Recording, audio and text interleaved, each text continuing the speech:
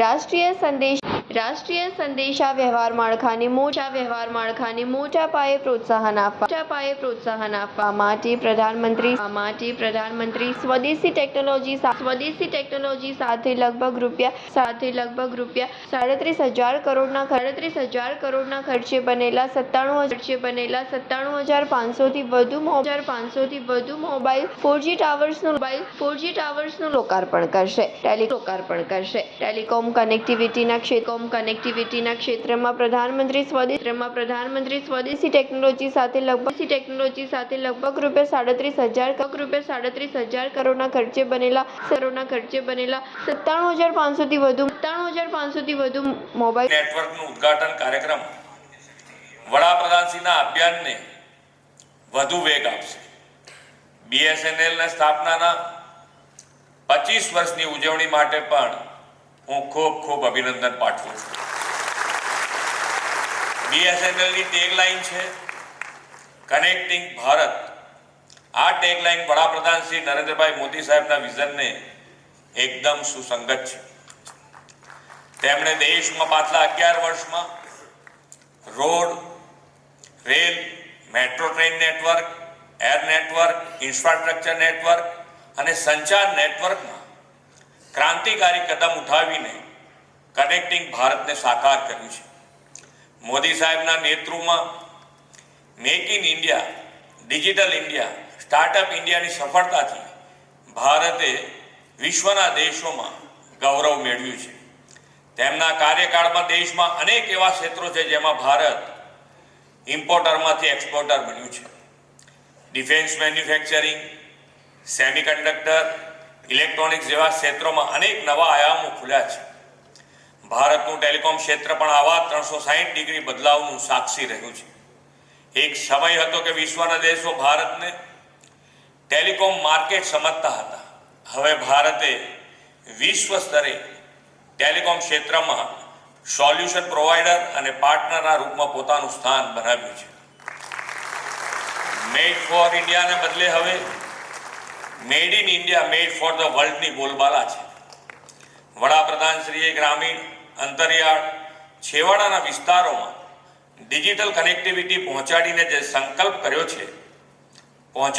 સંકલ્પ કર્યો છે તે ભારતની આત્મનિર્ભરતાની યાત્રામાં એક સીમાચિહ્ન છે. આજના અવસરે તેમના દ્વારા સમગ્ર દેશમાં 92,000થી વધુ 4G ટાવરોનું ઉદ્ઘાટન થવાનું છે. ગુજરાતમાં 4,000થી વધુ ટાવર ઇન્સ્ટોલ કરવામાં આવ્યા છે. આનાથી 10,000થી વધુ ગામડાઓને 4G મોબાઈલ સેવાનો લાભ મળવાનો છે. આ સાથે જ વડાપ્રધાન શ્રી નરેન્દ્રભાઈના નેતૃત્વમાં ભારતે હવે વિશ્વનો 5મો સંપૂર્ણપણે સ્વદેશી 4G ટેકનોલોજી વિકસાવનારો દેશ બન્યો છે. દેશમાં ઇન્ટરનેટ કનેક્ટિવિટી વધતા ડિજિટલાઇઝેશન વેગ મળ્યો છે અને તેનાથી ખાસ કરીને ગ્રામીણ ક્ષેત્રનું જનજીવન સરળ બન્યું છે. પહેલા મોબાઈલ માત્ર વાતચીતનું સાધન હતું. હવે મોદી સાહેબના નેતૃત્વમાં વધેલી ડિજિટલ કનેક્ટિવિટીના કારણે મોબાઈલ ફોન એ વિકાસ અને પ્રગતિનું માધ્યમ બન્યું છે. ગામે ગામ કનેક્ટિવિટી મળતા ગ્રામ્ય અને અંતરિયાળ વિસ્તારોમાં ડિજિટલ માધ્યમથી સરકારી સેવાઓ સરળતાથી પહોંચે છે. ઈ ગવર્નન્સની નવી દિશા મળી છે. આજે બાળકો મોબાઈલથી ઘરે બેઠા અભ્યાસ કરી શકે છે તો ખેડૂતોના પાકનો ડિજિટલ સર્વે શક્ય બન્યો છે. ઈ બજારથી માલનું ખરીદ વેચાણ થાય છે. આરોગ્ય માટે આભા કાર્ડ દ્વારા નાગરિકોના આરોગ્યનો રેકોર્ડ જાળવવાનો શક્ય બન્યો છે. યુપીઆઈના કારણે ગામડાના લોકો પણ પૈસા માટે પાકીટ રાખવાનું ભૂલી ગયા છે અને મોબાઈલથી પેમેન્ટ કરે છે. જનધન આધાર મોબાઈલ જેમ દ્વારા આજે ગરીબોને સીધો તેમનો હક તેમના હાથમાં મળી રહ્યો છે. આવા પગલાઓની પાછળ મોદી સાહેબનું આગવું વિઝન અને લોકોના જીવનને ઉન્નત બનાવવાની ભાવના રહેલી છે.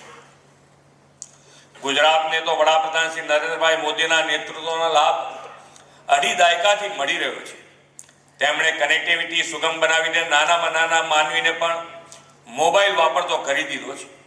ટેલિકોમ રેગ્યુલેટરી ઓથોરિટી ટ્રાયના તાજેતરના અહેવાલના આંકડા મુજબ ગુજરાતમાં પાછલા 6 મહિનામાં 17 લાખ નવા મોબાઈલ કનેક્શન ધારકો ઉમેરાયા છે.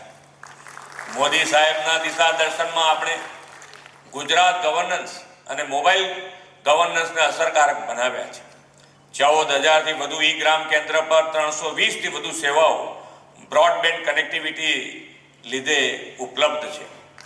વડાપ્રધાન શ્રી નરેન્દ્રભાઈ મોદીના નેતૃત્વમાં આ આખો દશક ડેકેડ એ ટેકેડ છે.